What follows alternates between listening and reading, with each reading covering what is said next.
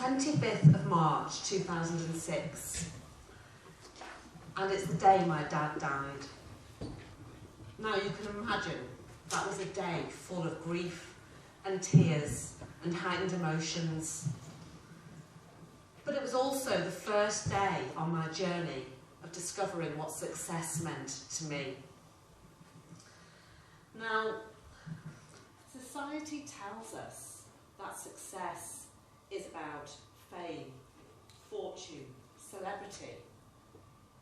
Perhaps being on the front cover of Hello magazine is successful, or having a top job in the city, owning a big house somewhere exotic overseas, or being able to afford a flash car, or 3, perhaps being a millionaire.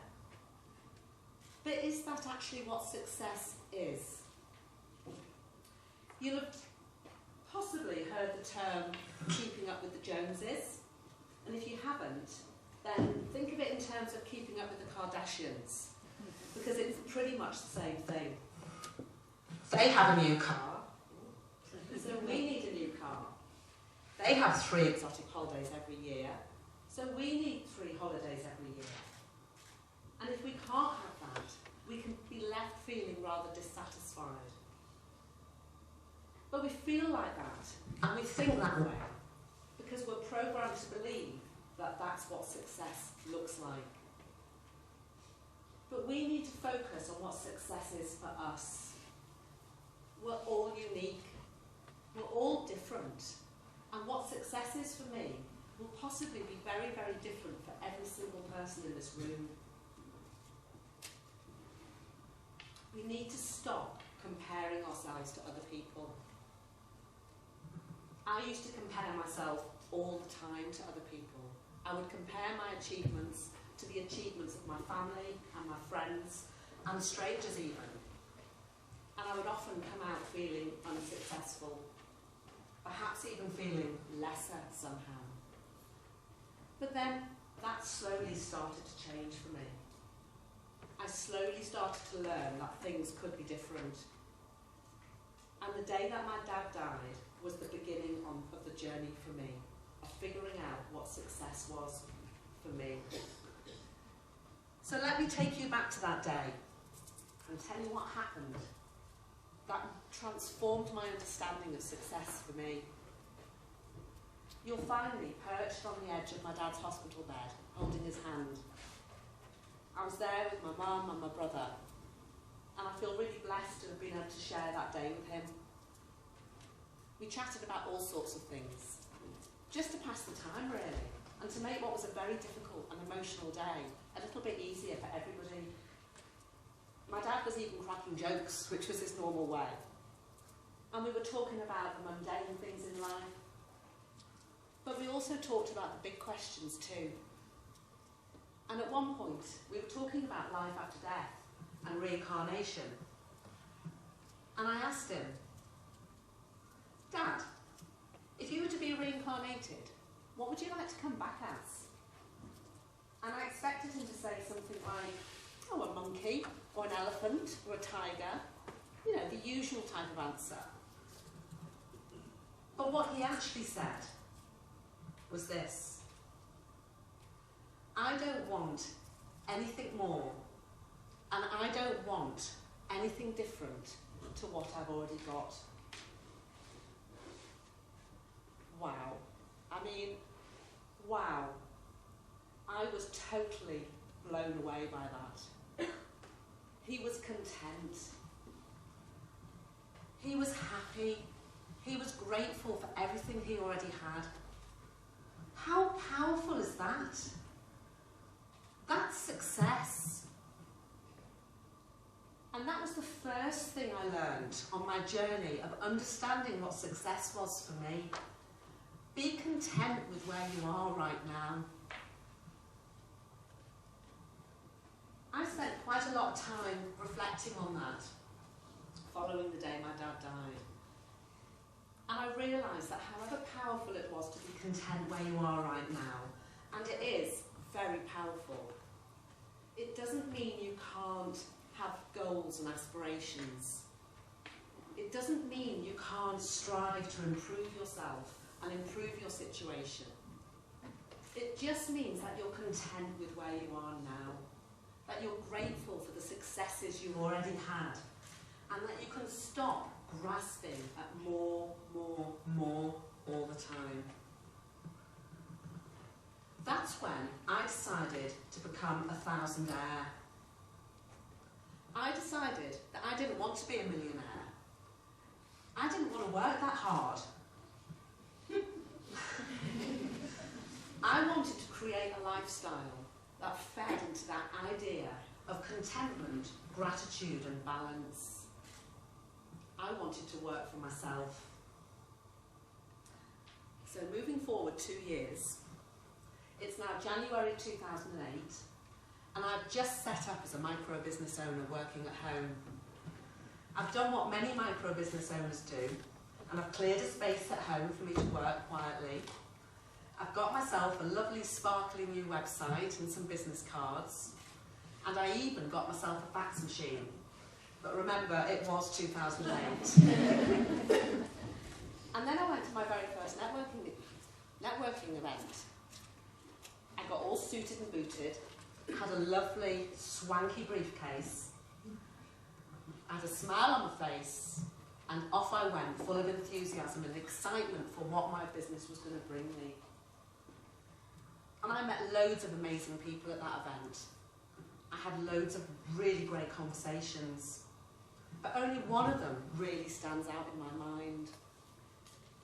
I was approached by this gentleman in a really sharp suit, and he looked like he meant business. And we were chatting about all sorts of things. And then at one point he said to me, "Catherine, what is it you do then?" And I just said, "Well, I've just set up. I'm new to being a micro-business owner. I've just become self-employed." And he laughed and laughed and laughed. And he proceeded to tell me what a nightmare the rest of my life was going to be. Working 24 hours a day, 7 days a week, 52 weeks a year. Get my maths right. Basically, no holidays, no weekends, no evenings, no life in simple terms. And I decided right then and there that that was not going to be my story. I decided that that was going to be different for me. I wanted to write my own rule book. I wanted to create a clear place to stand, a clear place for me in my business, and a clear place for my business in my life. And that takes me on to the second thing I learned about success. We need to know what enough is for us. We need to know what it is we want. We need to know what our sweet spot is. So imagine a Venn diagram now. You've got 3 big circles, and they're all interlinking, they're all crossing over, and where they meet in the middle, that is your sweet spot. Now these 3 circles have got names. They're time, energy, and money. And we need to know what enough is of all these things for us in our life. What's enough time for us? So how much time do you want to spend working? How much time do you want to spend with your family and friends? We all have the same amount of time available to us, and we can choose what we prioritise and what we do with that time. So what's the most important thing in your life? And how much time do you want to spend doing that? And how much time do you want to spend doing other things? How much is enough time for you? Moving on to energy. How do you want to feel in the morning? You know, how much sleep do you need? How much energy do you want? How much nutrition do you need to give yourself to feel your very best? And then how much of that energy do you want to put into work? And how much of it do you want to put into your time sitting down with your feet up with a cup of tea or a gin and tonic, watching the world go by? And then thinking about money, and that's always a tricky one. because we all need money. Especially this time of year when we're coming up to Christmas and we've got presents to buy, we've got parties to go to. But how much money is enough money for you? You need to think about this. How much money do you need for your day-to-day expenses? How much do you want to spend on holidays? How much do you want to spend on charitable giving? How much money is enough for you? How much money do you need? And how much money do you want? Answering all these questions, which I did, it took me a while, it's not a quick exercise, but answering these questions left me understanding what my sweet spot was. And doing that exercise gave me the clarity of knowing that being a Thousandaire was where I wanted to be. It gave me clarity over what my success was, over what I wanted to achieve, where I was going, what my journey was going to look like. So I could be content where I was right now, but have clear certainty about where I was going to go moving forward. And that takes me on to my third and final learning on my journey of understanding success for me. There's real magic in the baby steps. You can achieve your goals. Whatever goals you've got, you can absolutely achieve them. It's quite simple. You need to think big. Think what your goals are. Think big picture. And then you need to bring it down and think small. And think smaller again and smaller again until you're thinking baby steps. And remember, it's a fact that you can only start from where you are right now. There's nowhere else for you to be. Where you are right now is where you are, and that's your starting point. But with a clear direction and taking baby steps, moving in that direction, you will eventually get to where you want to be. 2018 saw me celebrating my 10th anniversary in business. And I decided to mark that occasion by walking the 109 miles of the Cleveland Way. Now, it's a beautiful walk. It's across the North Yorkshire moors and down the Yorkshire coastline. I decided to be kind to myself and make life really easy by wild camping along the way. And carrying all my own gear, all 11 kilograms of it, almost. I was doing this partly because I wanted to raise money for two amazing York charities that support vulnerable children. And I set myself a target of raising £10,000.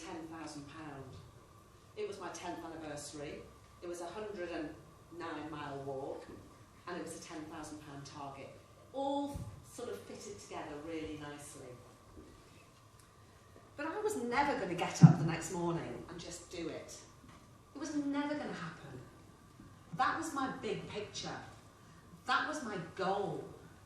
But I needed to break that down into tiny, minuscule baby steps in order for me to actually achieve it. So let me give you a few examples. Where was I going to sleep? Quite important, you'd think. Now, I had to go down, order the maps, buy the maps, that's the first baby step. Then I needed to look at the maps and figure out how far I could walk each day, carrying my pack. Second baby step. Then I needed to think about, okay, well if I'm walking that far, where am I going to camp? And I'd put a cross on, actually put a physical cross on the map saying that's where I'll camp, that looks good. But then I needed to put my boots on and go out and do some reconnaissance walks to make sure that those spots were actually, you know, camp-worthy, whether I could actually pitch a tent there. Because I didn't have the confidence in myself just to do it. I didn't believe that I could just turn up and camp. I needed to know for certain. And one of my baby steps was to give myself that certainty. Another thing I had to do, what was I going to eat? Quite an important thing again. How much food could I carry? What was I going to cook myself? What was I going to get other people to bring me? And most importantly of all, if any of you are walkers, where's the nearest tea shop? Because we all want a cup of tea and a scone when we're on a walk, don't we? So these are all tiny baby steps that I took in the planning of my walk. And it's the 2nd of June 2018 now.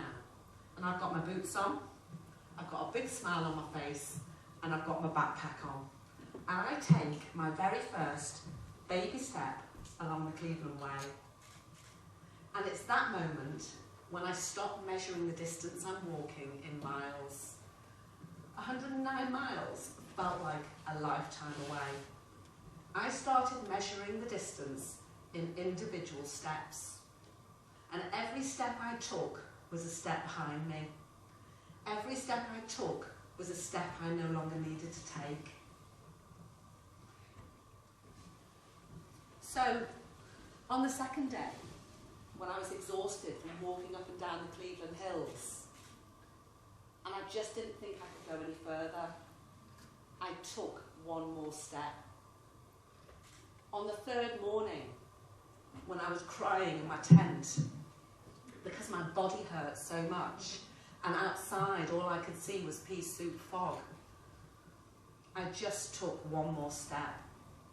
And every day, through the good days and the bad days, through the laughter and the tears, I just kept stepping forward. So please believe me when I say, wherever you are now in life or in business, wherever you want to go, you can do it by taking each step, one baby step at a time. Be content where you are right now, because that's an incredible place.